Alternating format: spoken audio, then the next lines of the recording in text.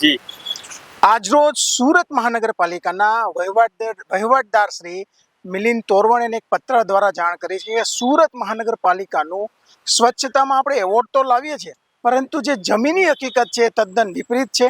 આમ જોશો કે પૂણા વિસ્તારના સીતાનગર ચોકથી લઈ અને મારુતિ ચોક વચ્ચેના 1 કિલોમીટરના વિસ્તારમાં 15 અલગ અલગ જગ્યાએ કચરાઓના ઢગલાઓ છે. એ બ્રિજની નીચે હોય, બ્રિજની બાજુમાં હોય, હોસ્પિટલની બાજુમાં હોય, BRTS રૂટ પર હોય, સોસાયટીના ગેટ પર હોય, એમ અલગ અલગ 15 જગ્યાઓ પર કચરાના ઢગલા છે. આ સીધું દર્શાવે છે કે સુરત મહાનગરપાલિકાનું જે ડોર ટુ ડોર કલેક્શનની જે કામગીરી છે એમાં ખૂબ ગંભીર બેદરકારી છે. સાથે સાથે જે કચરાનો નિકાલ થાય છે એ યોગ્ય રીતે નથી થતો. એટલે આપ જોશો કે વારંવાર આપણે એવોર્ડ તો લાવીએ છીએ, પરંતુ જમીનની હકીકત અલગ છે, જેને લીધે ત્યાંના સ્થાનિક લોકોમાં આરોગ્ય સંબંધિત રોગચાળો, મચ્છરોનો ઉપદ્રવ અને ગંદકીના વારંવાર ઢગલાઓ જોવા મળે છે. પરંતુ સુરત મહાનગરપાલિકાનું વહીવટી તંત્ર આંખ આડા કાન કરી રહ્યું છે અને ધૃતરાષ્ટ્રની ભૂમિકામાં હોય તેવું દેખાય છે.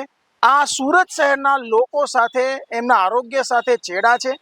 તાત્કાલિક ધોરણે નવા વહીવટદાર જે નિમાયા છે એમને યોગ્ય પગલાં લેવા જોઈએ અને જ્યાં જ્યાં ગંદકીઓ છે ત્યાં સ્પોટનો તાત્કાલિક ઢગલાઓનો નિકાલ કરવો જોઈએ અને ઘરે ઘરેથી રેગ્યુલર રીતે સમયસર ડોર ટુ ડોર કચરો લેવાય તે અમારી માંગ છે.